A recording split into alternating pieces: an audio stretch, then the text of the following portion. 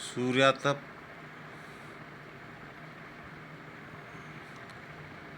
में Om Prakash Solanki, associate professor geography, MSJ college Bharatpur. आज हम फिजिकल ज्योग्राफी के अंतर्गत सूर्यातप का अध्ययन करेंगे। सूर्यातप वायुमंडल तथा पृथ्वी की ऊष्मा का प्रधान स्रोत सूर्य है। सूर्य से लघु तरंगों के रूप में पृथ्वी को जो ऊष्मा प्राप्त होती है उसे ही सूर्यातप कहते हैं। सूर्यातप को अंग्रेजी में इंसोलेशन यानी इनकमिंग सोलर रेडिएशन अर्थात सूर्य से आने वाले विकिरण कहते हैं। सूर्य ऊर्जा का महान स्रोत है जो प्रतिक्षण लघु तरंगों के रूप में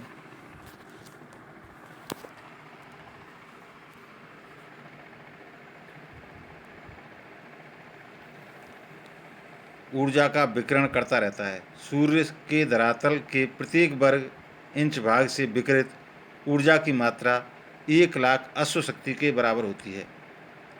सूर्य के धरातल से निकलने वाली यह ऊर्जा प्राय स्थिर रहती है। इसे सौर स्थिरांक कहते हैं।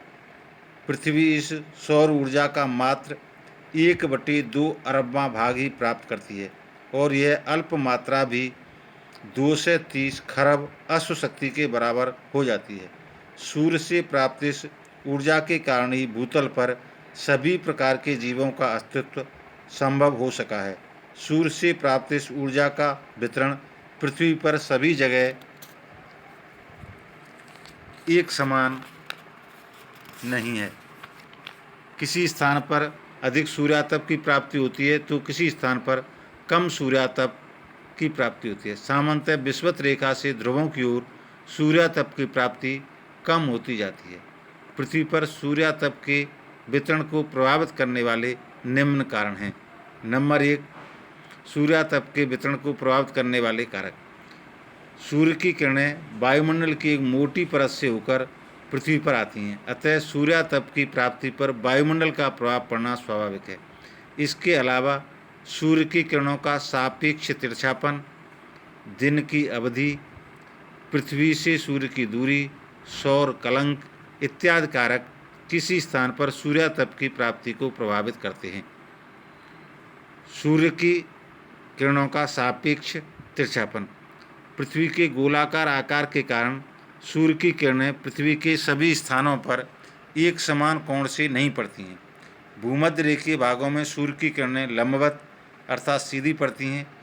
ज्यों-ज्यों भूमध्य रेखा से ध्रुवों की ओर जाते हैं, किरणों का सापेक्ष तिरछापन बढ़ता जाता है। लंबवत किरणों से अधिक सूर्यातप की प्राप्ति होती है तथा तिरछी किरणों से कम। इसके प्रमुख कारण निम्न हैं। लंबवत किरणें धरातल के कम क्षेत्र को घेरती हैं, अतः अधिक ऊष्मा प्रदान करती हैं। तिरछी किरणें धरातल के अधिक क्षेत्र को घेरती हैं, अतः कम ऊष्मा प्रदान करती हैं। नंबर 2, लंबवत किरणें धरातल के कम भाग वायुमंडल के कम भाग से होकर गुजरती हैं, जब तिरछी किरणों को वायुमंडल की अधिक मोटाई पार करनी पड़ती है, जिसके कारण तिरछी किरणों की अधिक ऊष्मा वायुमंडल को पार करने में नष्ट हो जाती है, अतः यह पृथ्वी को कम ऊष्मा दे पाती हैं। इस प्रकार दोनों प्रभावों के फलस्वरूप जिस स्थान पर सूर्य की किरणें लंबवत पड़ती हैं, तिरछी किरणों की अपेक्षा अधिक सूर्यातप प्राप्त करता है। नंबर 2, दिन की अवधि।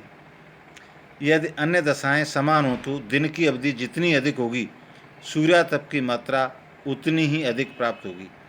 पृथ्वी के अपनी धुरी पर 23.5 डिग्री झुकी होने के कारण पृथ्वी के विभिन्न भागों में दिन की अवधि घटती बढ़ती रहती है। जब सूर्य उत्तरायण होता है तो उत्तरी गोलार्ध में दिन बड़े होते हैं तथा अधिक सूर्यातप प्राप्त होता है। जब सूर्य दक्षिणायन होता है तो दक्षिण गोलार्ध में दिन बड़े होते हैं और वह अधिक सूर्यातप प्राप्त करता है। अक्षांश रेखाओं के आधार पर दिन की अवधि घटती बढ़ती रहती है।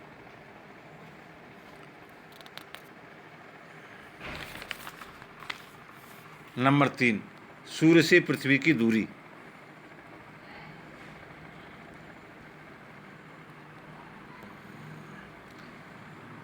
पृथ्वी के दीर्घ वृत्ताकार कक्ष में सूर्य की परिक्रमा करती है, जिसके कारण उसकी सूर्य से दूरी में परिवर्तन होता रहता है।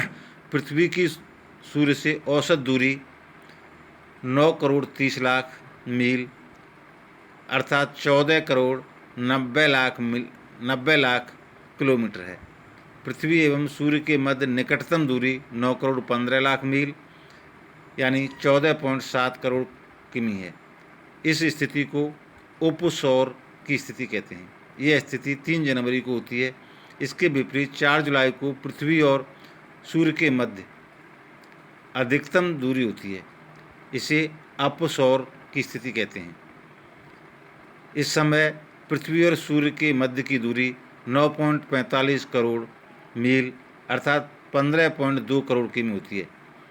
उपसौर की स्थिति में पृथ्वी सूर्य के निकट होने के कारण अधिक सूर्यातप प्राप्त करती है तथा अपसौर की स्थिति में पृथ्वी सूर्य से दूरस्थ होने के कारण कम सूर्यातप प्राप्त करती है।